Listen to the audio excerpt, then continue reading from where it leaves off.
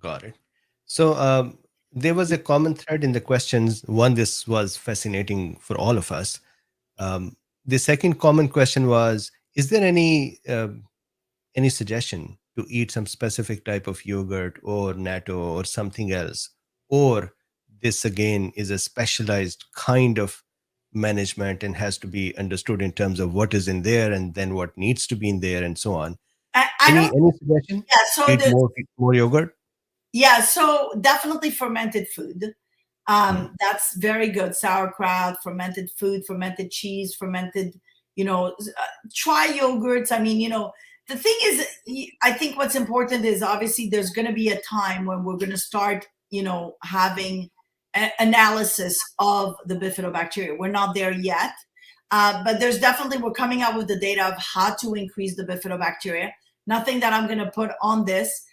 You're going to be shocked at what's going to increase the bifidobacteria, and it's going to make sense to everybody. That's if we are allowed to publish. We're living in very interesting times right now, where Yes, we have to we are fight. living in the ancient times nowadays.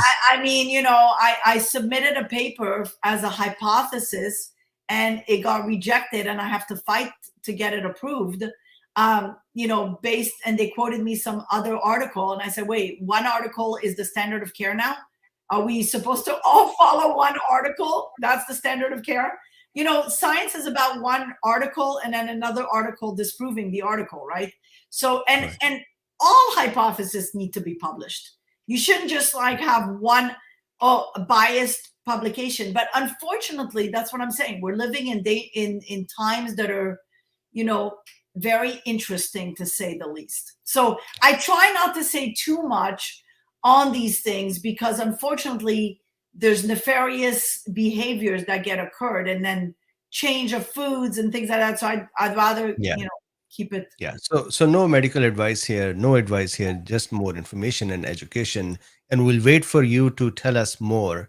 Uh, a few questions from the community as well. We're all very excited. So John 653 says, Dr. Hazen, I had COVID 30 days ago, not vaccinated, and it was very mild. However, I feel my gut has not been the same since. Besides taking probiotics, any other suggestions?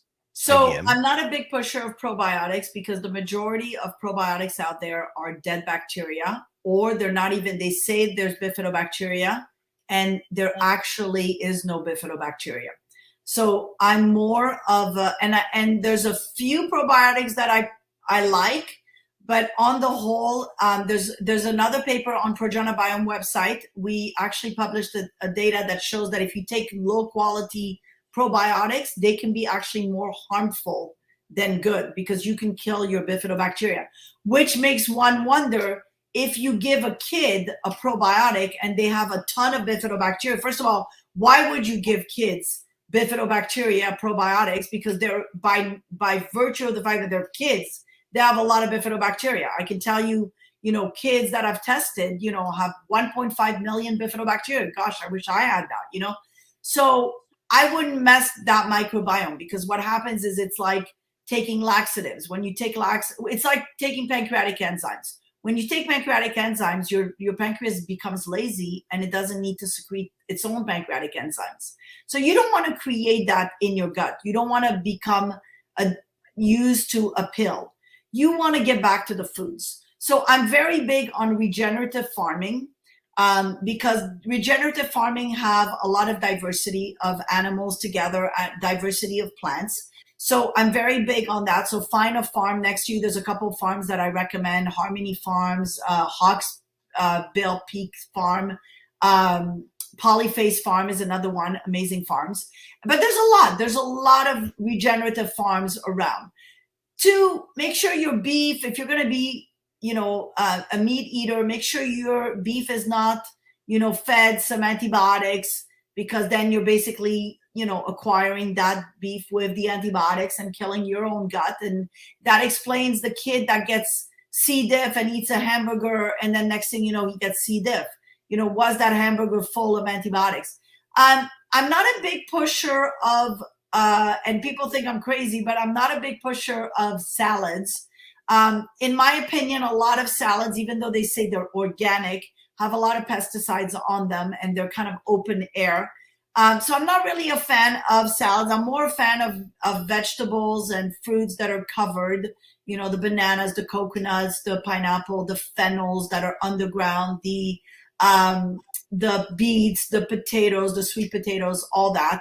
So I'm into all that: sauerkraut, cabbage, fermented food, pickles. All that is really good because you're making your colon a compost farm, a compost bin, right? You're fermenting, you're allowing your colon to have that fermentation going, which is helping feed all these microbes essentially. Got it. You grow your own greens, then yes, eat your own greens. I always say the only organic farms are the ones that you grow in your backyard. And if you start growing strawberries and tomatoes, you'll notice they're not the same as at Costco. They're not, enormous, and they actually have a taste. When you can taste the strawberries and they're tiny, you know that you have good food. And so we need to go back to the good food. We need to go back to the dirt.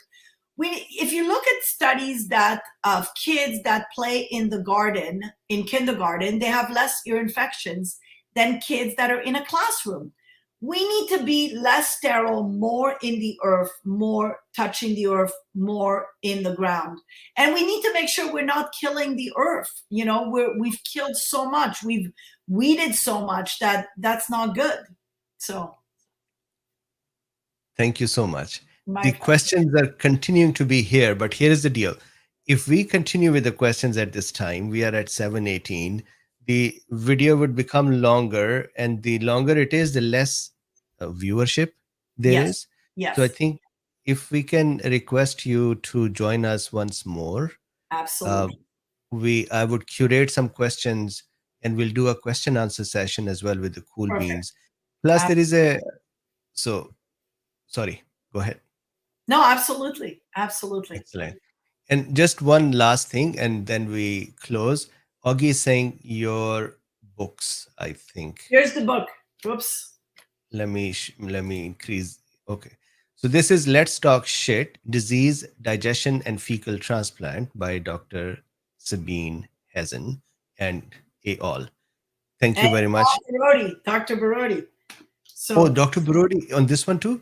yes, Dr. Barodi's on this page. He's the third author. We got to have Dr. Barodi in our Yes, show as we're well. gonna Maybe have both of to. you together and we talk Could you about this book. imagine that he accepted to call this book this? Because Dr. Barodi is like one of the most famous published author, and he said, yeah, absolutely. We need to call it. We need to tell people the way it is. Let's talk shit. That's a good title. So I said, okay. Awesome. So with this, thank you so much for being here. Thank you Thank for your you. time. Thank Thank you you. for dazzling us with the new knowledge, Thank teaching us you. more, and we will wait for your further work. And I would request you to join us once again